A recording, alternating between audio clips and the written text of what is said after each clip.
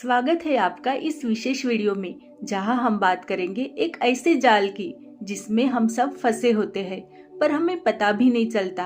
क्या आप जानते हैं कि आपके हर एक इमोशन के पीछे कोई ना कोई हार्मोन छुपा होता है और बार बार वही इमोशन महसूस करना हमारे शरीर में केमिकल एडिक्शन पैदा कर देता है। इसका नाम है इमोशनल एडिक्शन यानी भावनात्मक लत।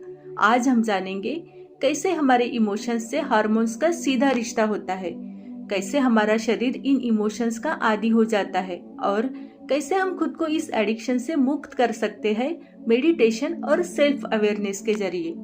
तो वीडियो को अंत तक जरूर देखिए, क्योंकि अंत में हम आपको बताएंगे कि कैसे आप अपने शरीर को फिर से शांति और सुकून की लत डाल सकते हैं।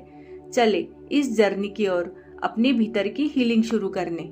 हमारा शरीर और मन ये दोनों जुड़े हुए हैं एक अदृश्य धागे से। हर इमोशन सिर्फ एक एहसास नहीं होती, बल्कि वह एक हार्मोनल रिस्पॉन्स भी होती है। आइए कुछ उदाहरणों से समझते हैं। Number 1, anger. इस भावना के दौरान शरीर में एड्रेनलिन और कॉर्टिसोल हार्मोन रिलीज होते हैं।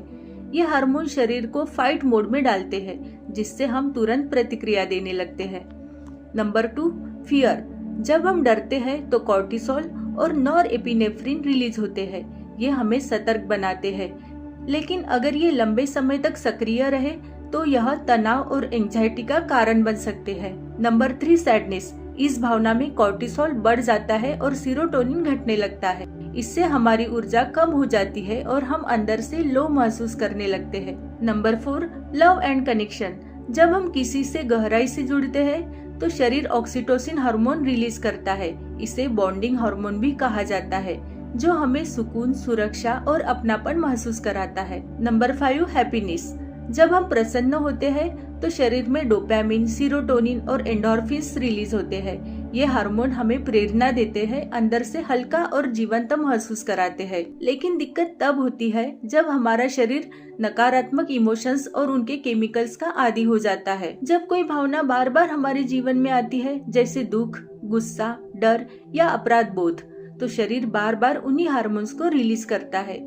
धीरे धीरे वो हार्मोन्स शरीर की हैबिचुअल केमिस्ट्री बन जाते हैं। अब शरीर उसी इमोशन को बार बार रिक्रिएट करने लगता है, चाहे हमें पता हो या न हो। उदाहरण के लिए, कोई व्यक्ति हर सुबह चिंता में जागता है। क्यों? क्योंकि उसका शरीर कॉर्टिसोल का आदी हो चुका है। अब उसे चिंता में रहना सामान्य लगता है। इसी को कहते हैं इमोशनल एडिक्शन, जहाँ इमोशन अब हमारी चॉइस नहीं, हमारी बॉडी की क्रेविंग बन जाता है। अब एक और दिलचस्प बात, जब हम शांत बैठते हैं, कुछ नहीं सोचते, तब हम कहते हैं मैं बोर हो रहा हूँ, लेकिन असल में ये बोरियत नहीं बल्कि इमोशनल क्रेविंग है। हमारा शरीर कह रहा होता है मुझे कुछ वो केमिकल दो जिससे मैं आदतन जीता आया हूँ। इसलिए लोग ड्रामा देखते हैं, पुराने दुख याद करते हैं या किसी को दोषी ठहराने लगते हैं, बस ताकि वो नकारात्मक भावनाओं का वही स्वाद दोबारा पा सके। तो कैसे पहचाने कि हमें इमोशनल एडिक्शन है? कुछ साफ संकेत है। बार बार निगेटिव सेल्फ टॉक करना, हर परिस्थिति में परेशानी ढूंढना, बिना कारण उदास रहना, इमोशनल ड्रामा को एंजॉय करना, शांत रहने में डिस्कम्फर्ट महसूस करना। अगर ये लक्षण बार बार आपके जीवन में है तो समझ जाइए शरीर अब शांति नहीं बल्कि भावनात्मक तूफान को नॉर्मल मानने लगा है। इस चक्र को तोड़ने का पहला कदम है सेल्फ अवेयरनेस। हर दिन कुछ पल खुद से पूछिए, मैं अभी क्या सोच रहा हूँ?